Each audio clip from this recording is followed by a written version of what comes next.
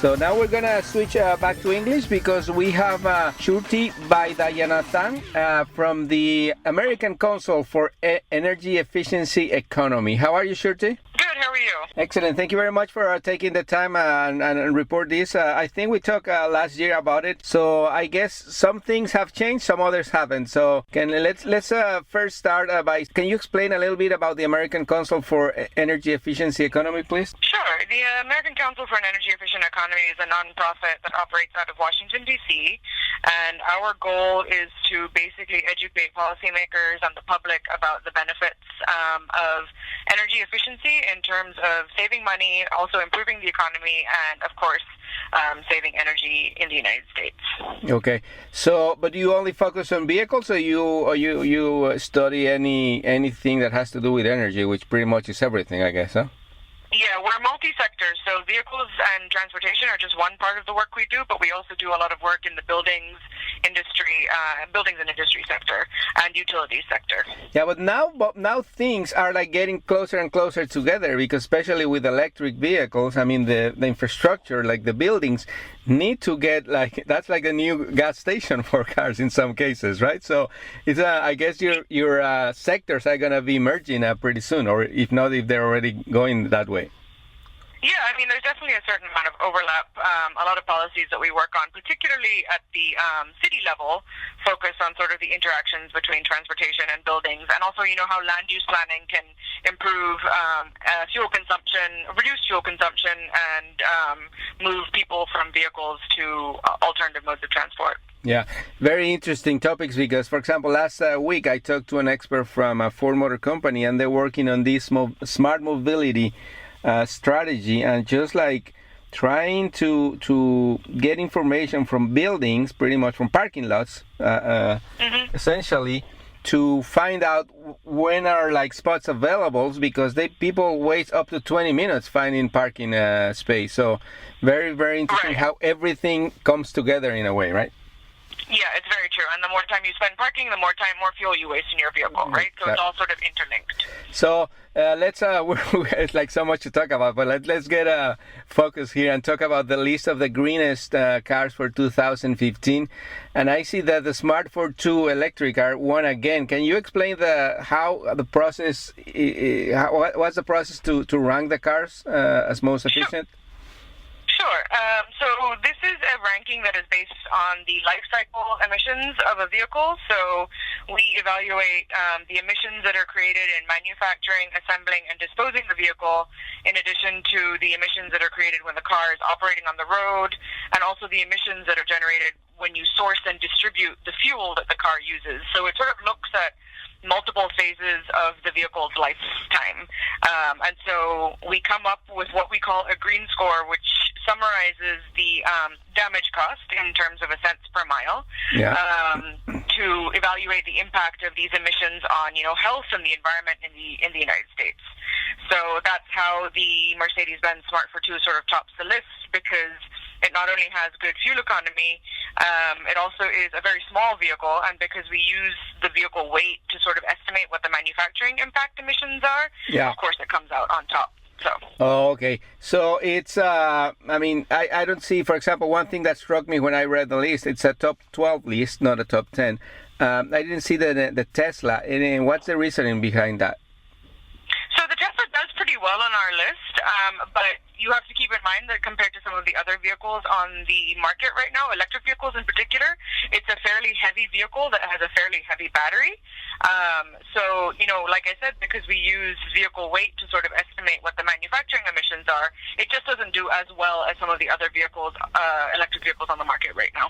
Oh, I see. So, and that's pretty much the key of Tesla's success, that they have put like a bigger battery, and maybe with some better technology also, but like a bigger battery essentially to give the range of like 200 plus miles of with the charge, right? Right. There's no doubt that the Tesla is a great vehicle.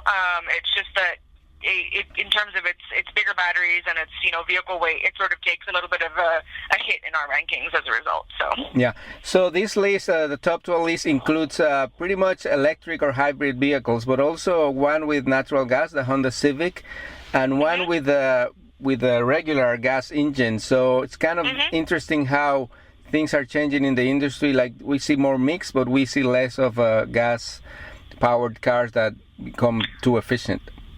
Yeah, no, that's definitely true, and I think that's particularly the case this year. I think the story is that the electric vehicles are sort of, the electric vehicle market is sort of developing, so we're seeing more and more manufacturers investing the money in creating these electric vehicles, which have good, vehicle mileage and are also fairly small compared to some of the other vehicles on the market, so they're starting to climb up on our rankings a little bit. But like you mentioned, we still have a couple of examples of other technologies like the CNG vehicle, which has almost always, I think, for the last 8 or 9 years, had a place on our list.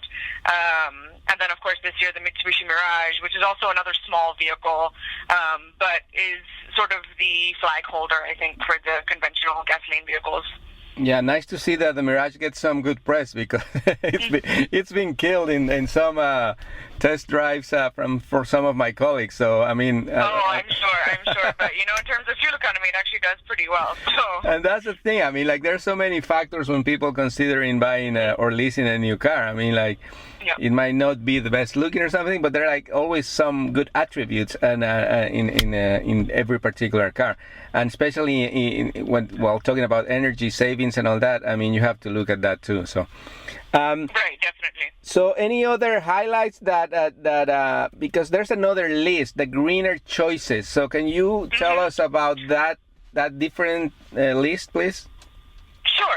So if you notice, some of the vehicles that are on the Greenest List are vehicles that are probably not available all over the country, or people don't have access to in all the auto showrooms. So basically, we put together the Greener Choices list, which is our list of vehicles that are widely available across the country, usually automatic transmission, and people can find wherever they want to. And so these are sort of the vehicles that sort of top their respective classes. So as you can see, the first one on the list is the Toyota Prius C, which has been on the market for a couple of years now, 2 or 3 years. And we have examples of other vehicles on there that are slightly bigger and in different vehicle classes from the vehicles that are on the Greenest List. So for instance, you'll see the Chevrolet Trax is on there, as is the Chevrolet Colorado and the GMC Canyon.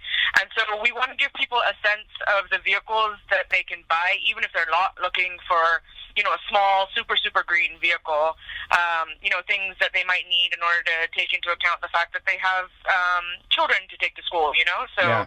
We try to give people a sense of what is out there. So no matter what class you're looking at, you can find a green choice. Yeah, and I guess the federal government is pushing the manufacturers to make the cars greener, because the new CAFE standards, which are going to kick in, in a few years still, they're pretty rigorous. They're trying to get 55 miles per gallon, I believe, average in the fleet of manufacturer by 2025, right? Yes, exactly. That's exactly what it is. So I think you're finding that auto manufacturers are taking these, standards seriously, and they're trying to provide options that will also help, their fleet to meet these standards. Yeah, and then to be honest, as you were saying, we have in the greener choices list, like the Ford F-150. Big pickup trucks. You have to take them for where they are. They're right, big, exactly. big engines. If you notice, the score for that is 36, but compared to all the other pickup trucks in the class, it still does really well. Yeah, this is very interesting because the cars have to be judged. I believe, at least, for what they are. I think, for example, when the Hummer came out, it was just very bad timing, because the Prius was coming up, gas was really expensive. And then it got really bad press from some of the people who bought them. But it was a good car. You have to take it it's like a military vehicle adapted for civil life. It just got bad rap at that moment, right? Right, exactly. No, that's very true. And you also have to keep in mind what you're looking for. Some vehicles might make sense for you to buy, some vehicles might not. So, we try and provide consumers as much information as possible to manipulate so that they can find a green vehicle no matter what they're looking for. Yeah, and when you go to the other extremes, for example, I've never heard any people criticizing a Rolls Royce with a V12 engine. That it's beautiful. That's kind of a niche market, right? Exactly. So talking about that other extreme of the segment, of the study, the Meanest list includes obviously the cars that are less efficient, and no surprise, a lot of super sports cars here. Right. Super sports cars and sort of the bigger SUVs and pickup trucks. So you'll see that the Ram 2500, which weighs between 8,500 and 10,000 pounds, is the number one on the list and scores the lowest score of the 17. But in general, historically, this list has really been the same combination of big engine sports cars and then also heavy pickups and SUVs. Yeah, we're talking with Shruti Vaidyanathan. She is the lead analyst for the American Council of Energy Efficient Economy. So, Shruti, is there like a website where our audience can go and look for these and maybe other studies that you do? Yeah, sure. Our website is www.greenercars.org, and for the first time this year, all the ratings available on the website for model years 2000 onwards are absolutely free. So we encourage everyone to go to the website and take a look and see how your vehicle compares to other vehicles on the market. And if you're looking for a new vehicle, this is a great resource for you to take advantage of. And like I mentioned, we don't just try and plug the greenest vehicles out there. There are a number of different greener options available for people no matter what kind of class they're looking for. And we do a bunch of best of class lists, so it's definitely worth checking out. Okay, thank you very much. We're running out of time, so I hope I talk to you soon, maybe sooner than the next year's study, okay? Great, thank you so much. Thank you, bye.